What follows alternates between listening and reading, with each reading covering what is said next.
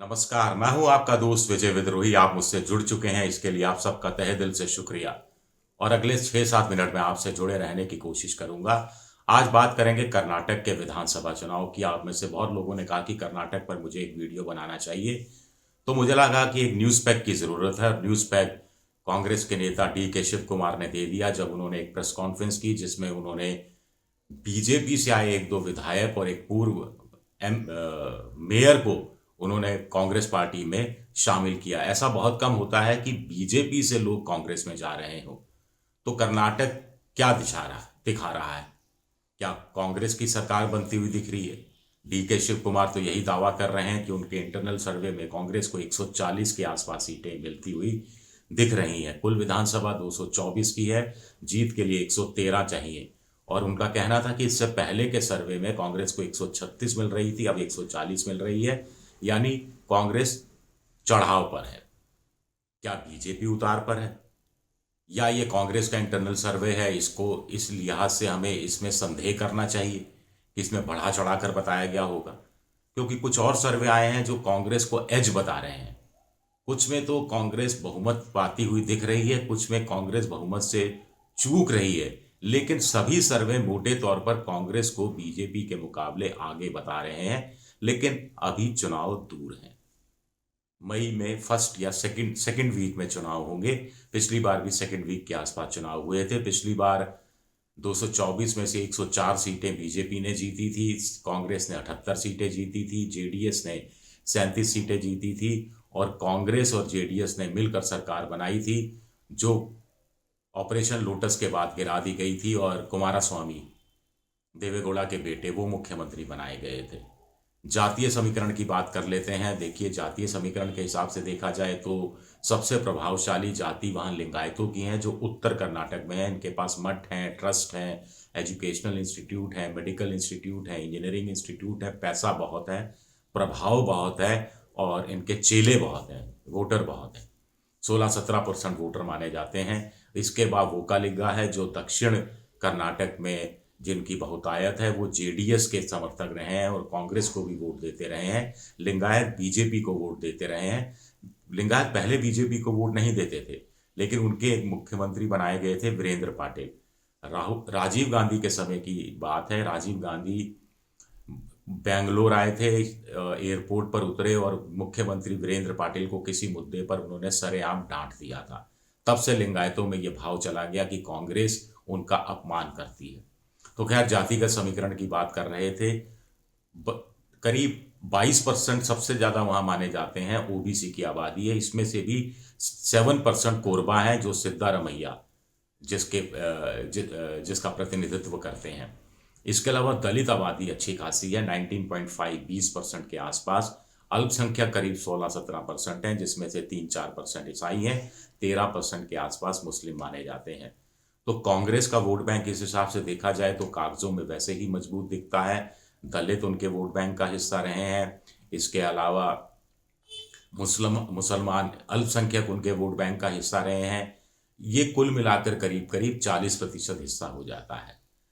अब कांग्रेस क्या चुनाव वाकई में जीत जाएगी, या कांग्रेस से चुनाव कर्नाटक का जीत कर राहुल गांधी के लिए बड़ा रास्ता खोलेगी? क्योंकि कर्नाटक के बाद बड़े राज्यों में तेलंगाना है, उसके बाद इसके साथ साथ राजस्थान है, मध्य प्रदेश है, छत्तीसगढ़ है। मल्लिकार्जुन खड़गे भी कर्नाटक से हैं, और उनकी भी प्रतिष्ठा इस रूप में दांव पर लगी हुई है। तो क्या होगा कर्नाटक में, ये जानना बड़ा दिलचस्प है, क्योंकि बीजेपी ने भी कोई कोर कसर नहीं छोड़ी है। बीजेपी पर 40% कमीशन की सरकार का आरोप लग रहा है। उनके एक विधायक के बेटे के यहाँ अभी 40 लाख रुपए की रिश्वत लेते वो पकड़े भी गए थे, और घर पे जो छापा मारा लोकायुक्त की पुलिस में, उसमें करीब 8-10 करोड़ रुपया भी बेनामी संपत्ति के रूप में मिला है। हालांकि जब अग्रिम जमानत हुई बीजेपी नेता की, एमएलए की, तो उनका स्वागत बैंड बाजे और पूरे लवाजमे के साथ किया गया। तो क्या बीजेपी भ्रष्टाचार के मामलों में भी कुछ नया रिकॉर्ड, नया कुछ बनाने जा रही है और भ्रष्टाचारियों का सम्मान इस रूप में कर रही है? तो ये समझ से परे की बात है। बीजेपी ओपीएस तो नहीं देगी ओल्ड पेंशन स्कीम, लेकिन बीजेपी ने कहा है कि 17% सरकारी कर्मचारियों की तनख्वाह बढ़ा दी है।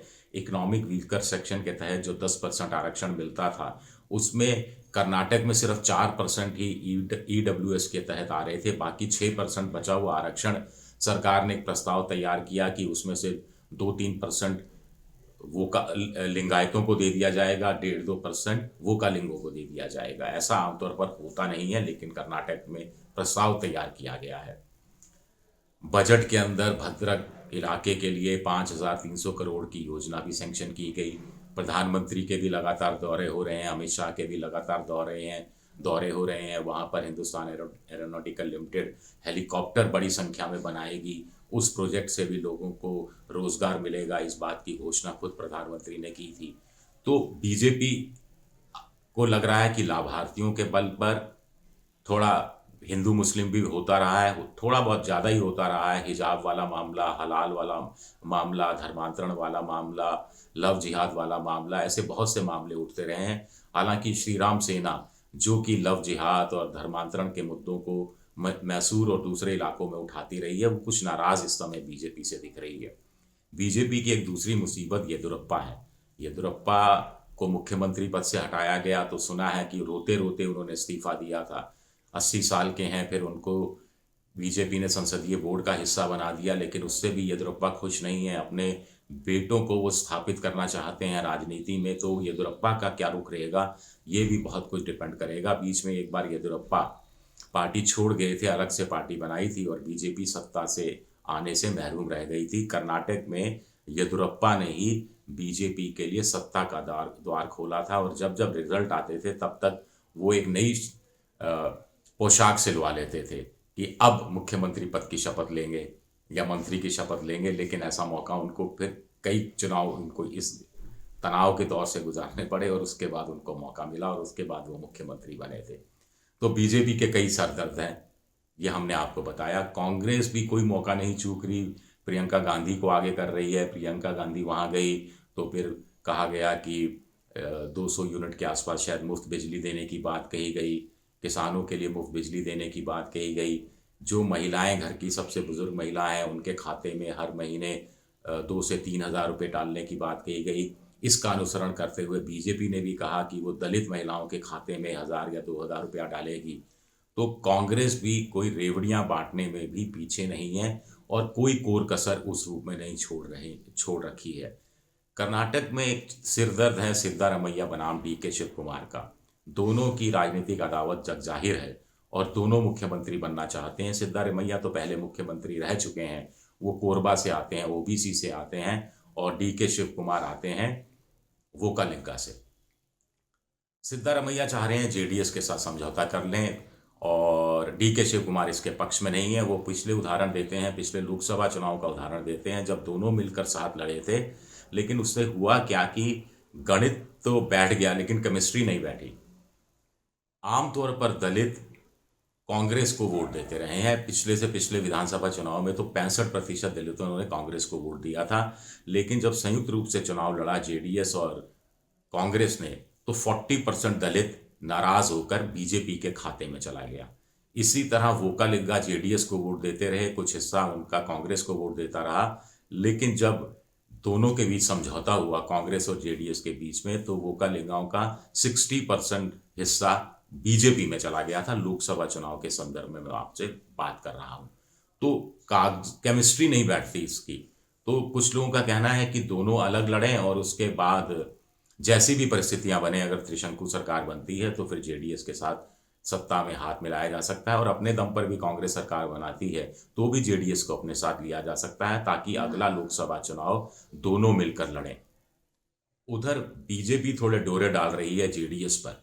अब ये बात बनती है नहीं बनती, ये देखना दिलचस्प रहेगा। लोकसभा चुनाव की बात करें तो 28 लोकसभा की सीटें हैं। पिछली बार बीजेपी ने 25 जीती थी, उनके समर्थन का एक निर्दलीय भी जीता था, तो कुल मिलाकर एक तरह से 26 सीटें जीती थी। इस बार बीजेपी को डर है कि उनकी सीटें कम हो सकती हैं, और विधानसभा चुनाव में अगर बीजेपी पिछड़ी, सत्ता से हटी, तो फिर सीटों पर और ज़्यादा असर पड़ सकता है। अब देखना है कि ये जो ग्लू है जनता तो तैयार बैठी है सत्ता बदलने के लिए, ऐसा जनता का मूड बता रहा है, वहां पर मोटे तौर पर बता रहा है। लेकिन क्या कांग्रेस जीती हुई बाजी हार जाएगी? क्योंकि इस मामले में कांग्रेस पहले बड़ी महारत हासिल कर चुकी है, या कांग्रेस जीत हासिल करेगी, ये देखना बड़ा दिलचस्प रहेगा।